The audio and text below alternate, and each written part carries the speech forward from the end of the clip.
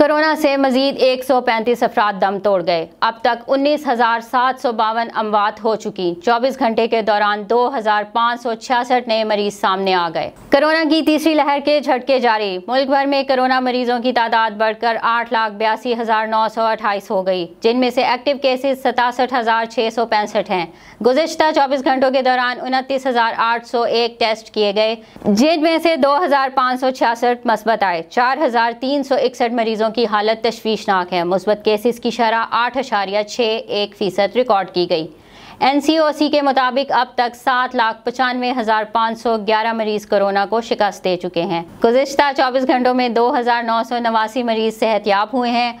अदाद-ओ-शुमार के मुताबिक पंजाब में 3,28,775, सिंध में 2,99,913, KP में 1,27,224, इस्लामाबाद में 79,371 कोरोना केसेस रिपोर्ट हुए हैं।